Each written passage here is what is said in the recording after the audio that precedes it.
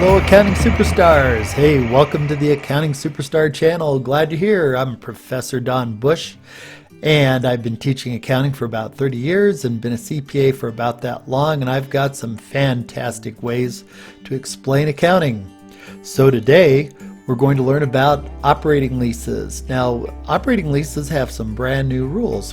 What's going on is that in the past, companies would try to avoid listing items on their balance sheet, such as liabilities, and they were able to get around it by using the leasing accounting rules.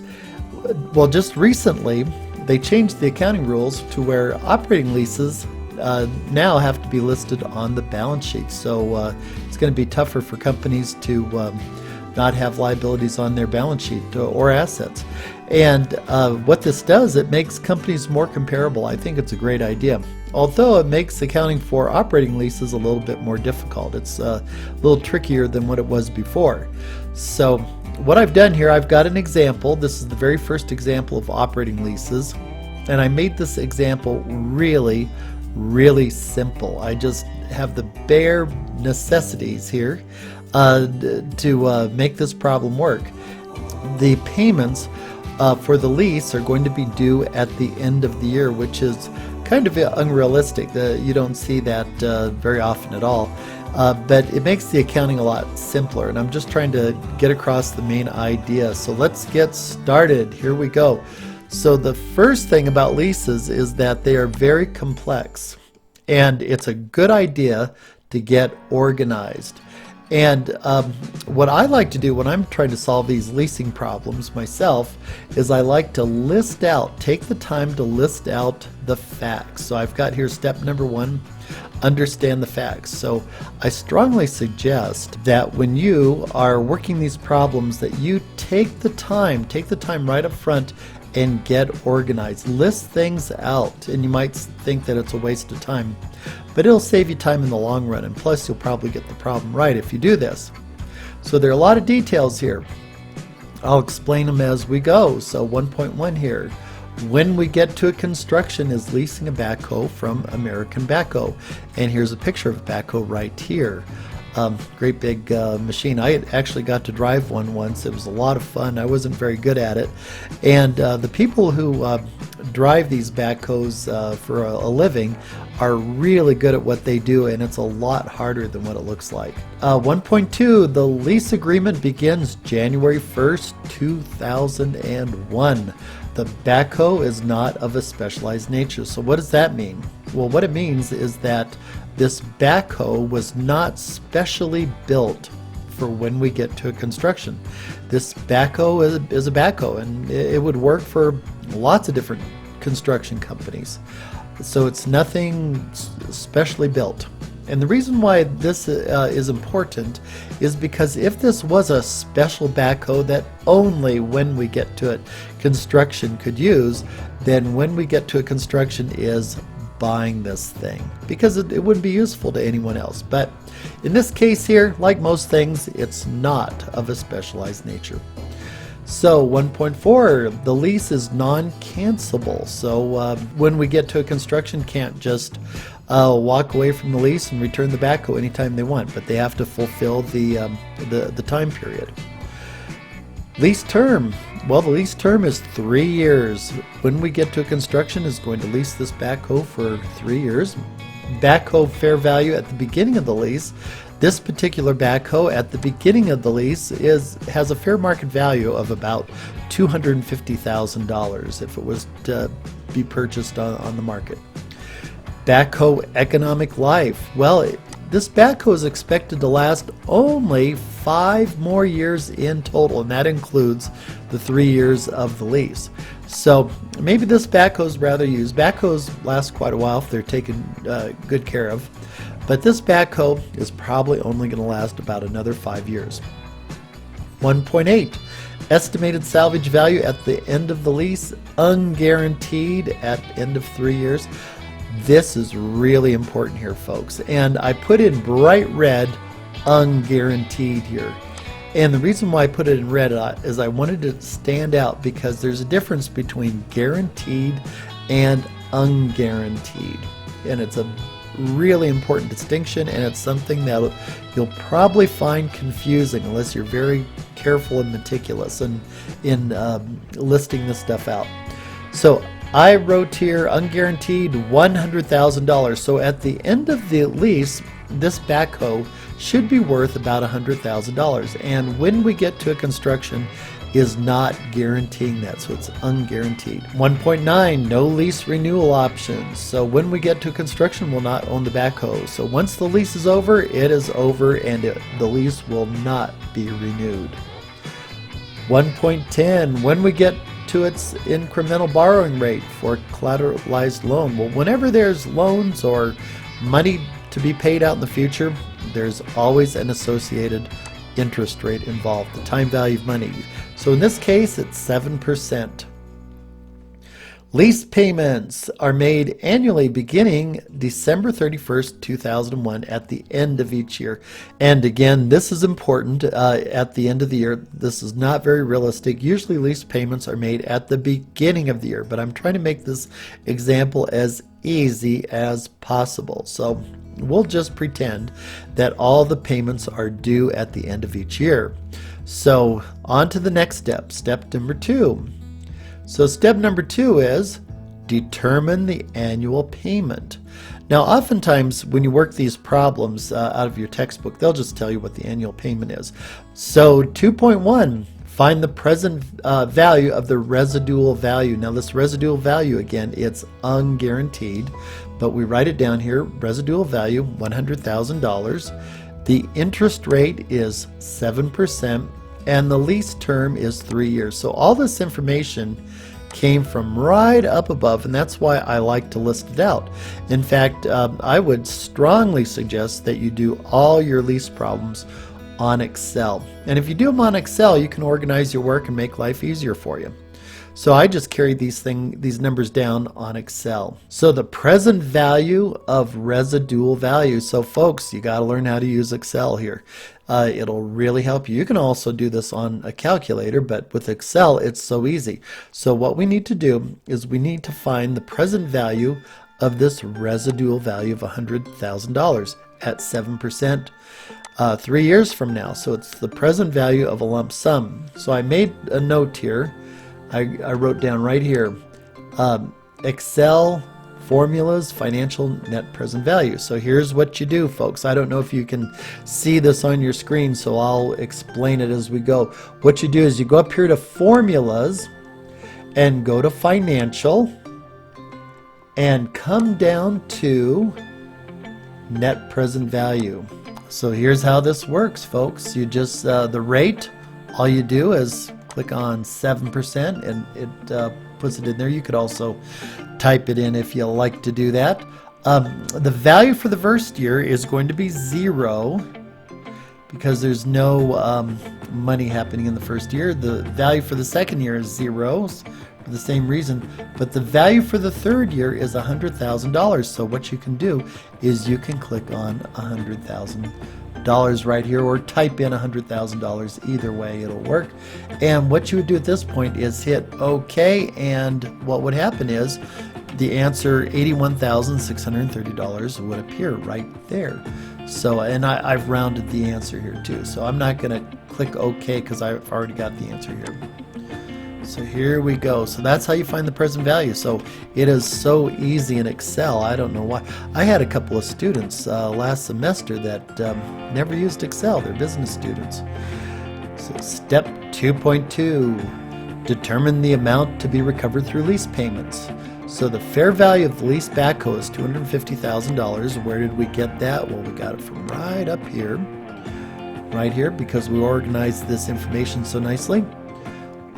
Backhoe fair value beginning lease $250,000, and since I'm using Excel, I just had it copy the number down.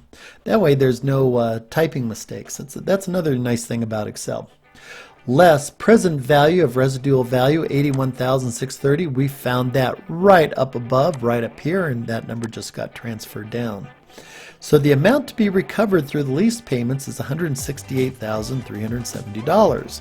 So this is the amount that the lessor hopes to bring in, and this will bring the lessor a 7% rate of return.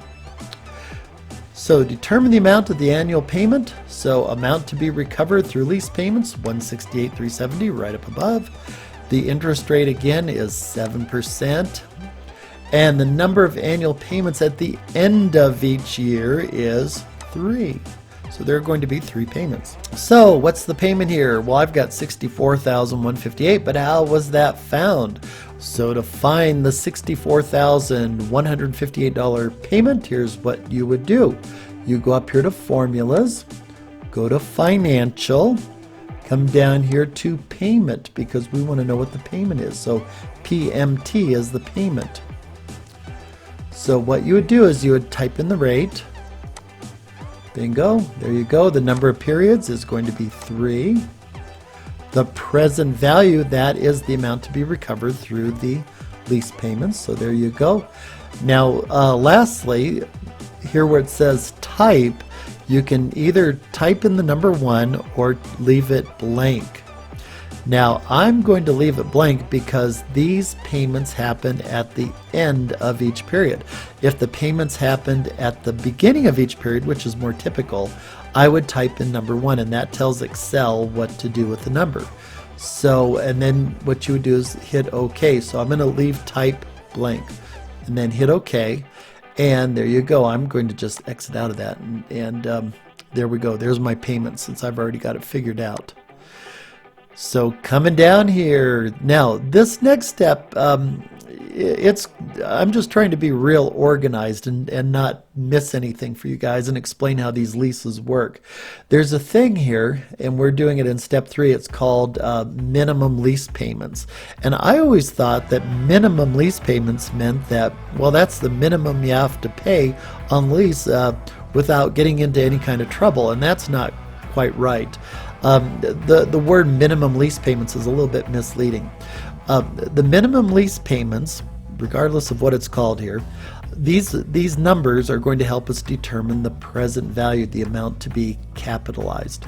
So that's what it does. So don't let that word minimum lease payments fool you. But it's very important that you know what minimum lease payments are. And there's 4 possibilities. So I've got them listed out here.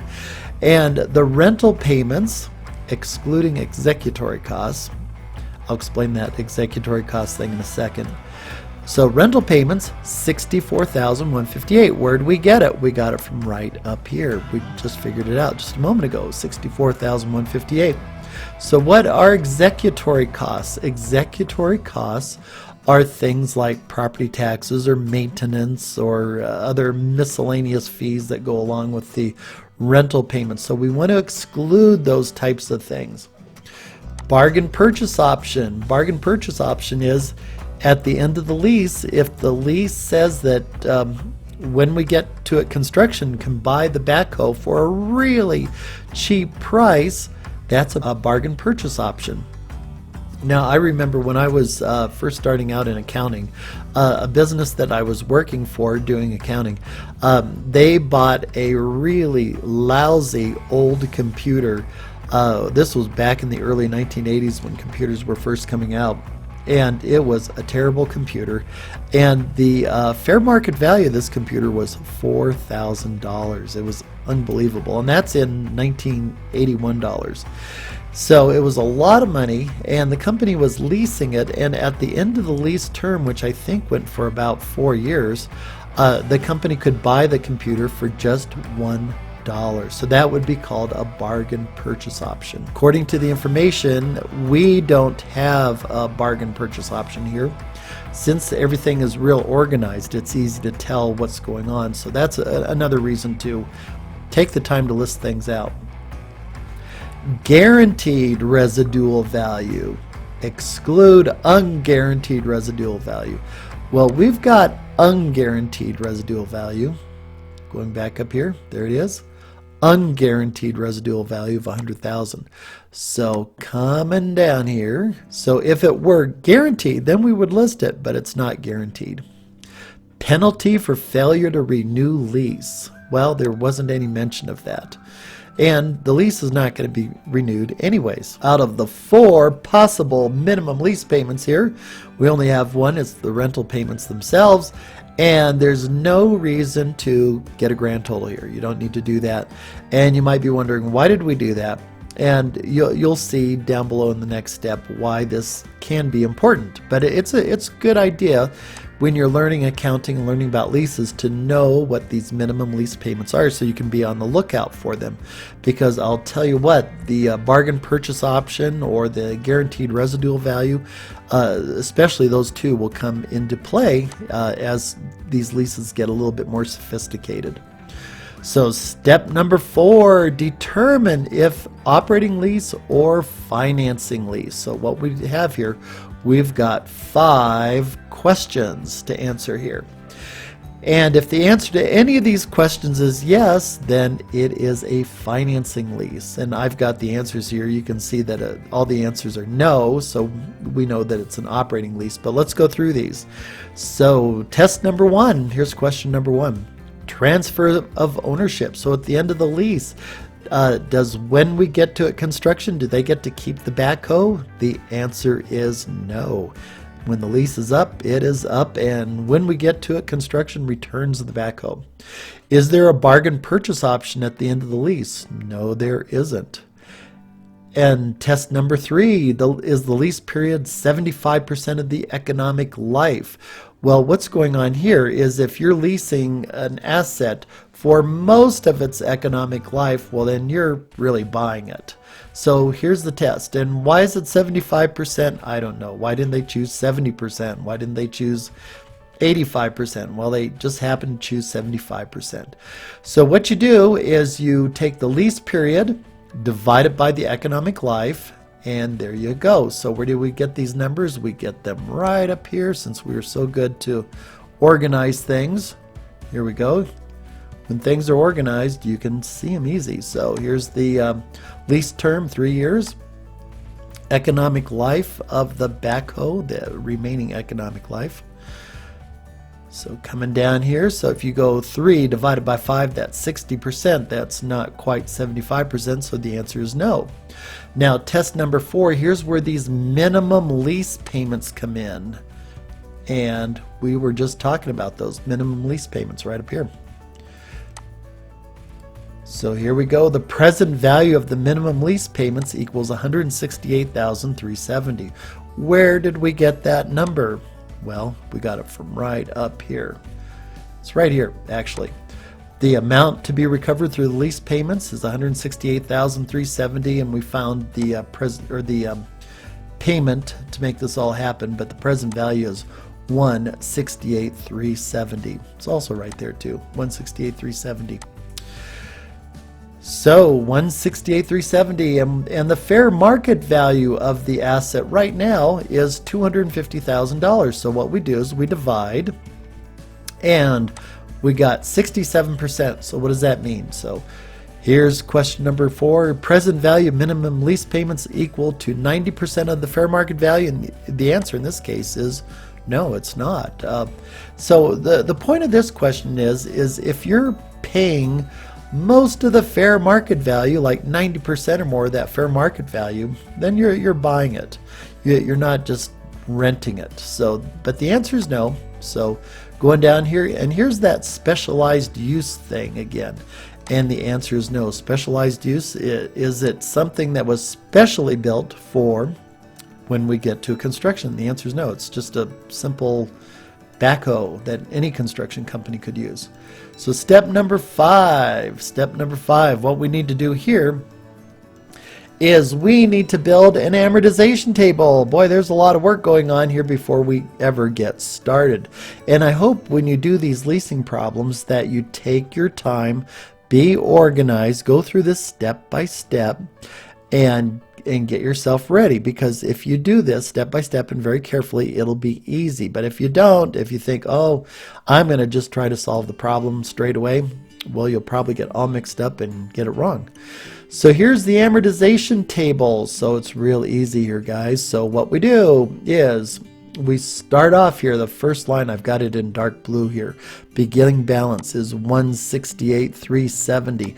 Where'd that number come from? It came from right up here. So it's the amount to be recovered through the lease payments. Coming back down here, so how does this amortization table work? Well, what we have is we have the dates here. So at the beginning of the year, there's that carrying value. We got the 168,370.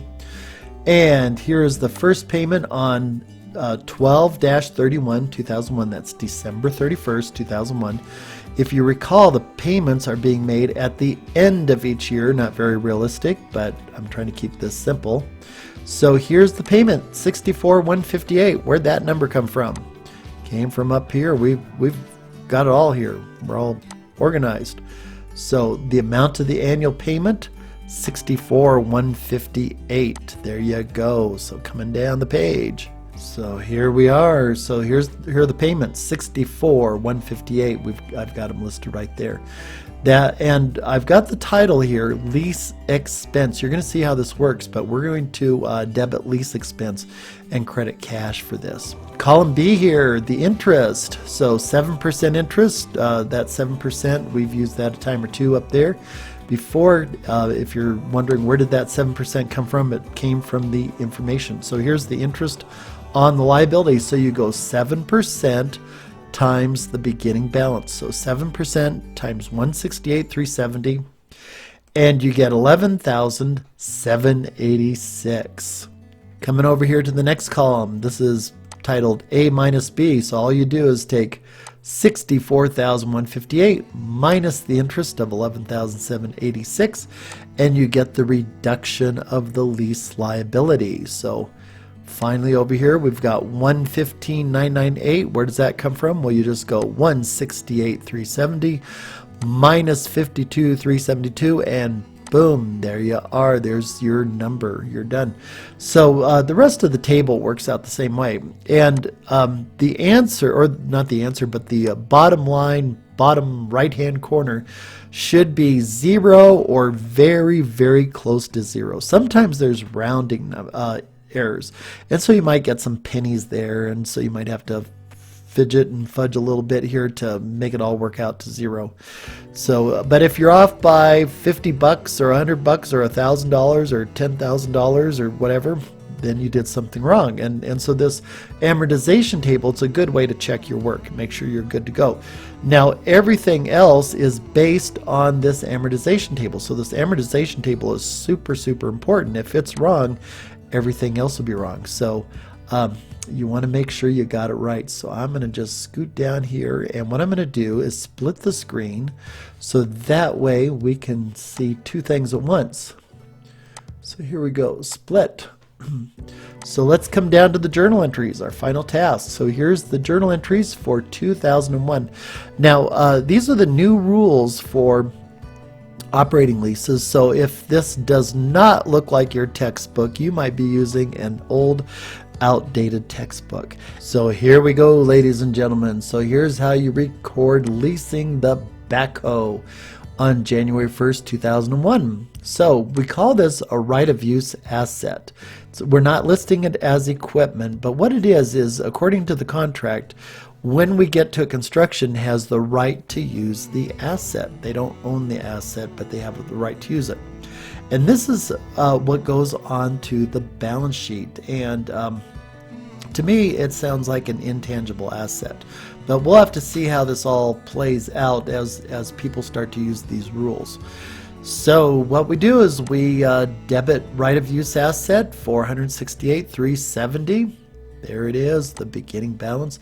And we have a lease liability of $168,370.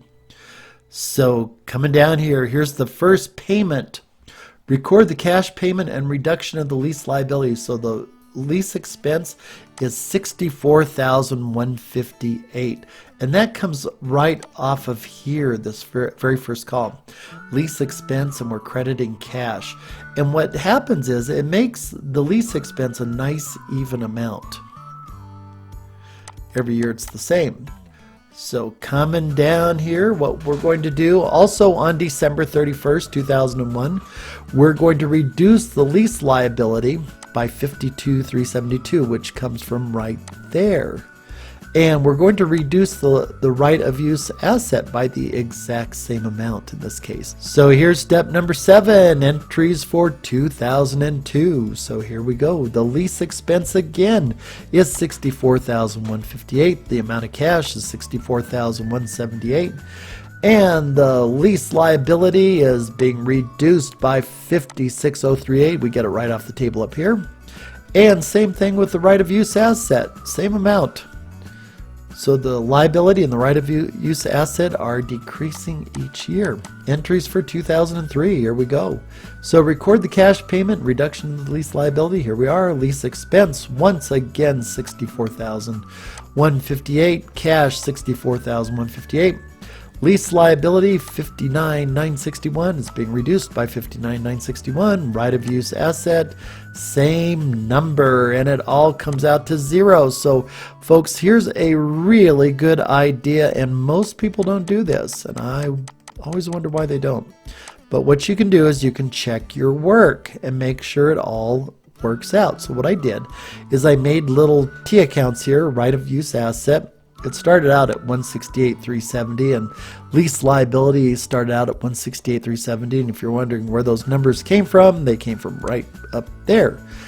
And each year we reduced the right of use asset by these numbers right here, and we did the same thing with the lease liability. Reduced it by the same numbers, and it all adds up to 0. So I just double checked, make sure I did it okay. So it's a good idea to figure out ways to check your work, because when you're out there working, there's no answer book. You have to figure out ways to make sure that you're doing it right. So I'll tell you what, there's been a lot of times where I've done these T accounts and I've discovered things haven't worked out as I thought they would. And so I was able to catch mistakes. That is how operating leases work nowadays. And as mentioned, if your textbook doesn't describe it like this, well, maybe you've got an old textbook, which is okay. It's mostly the operating leases for the lessee where the rules have changed. It's not so much other types of leases.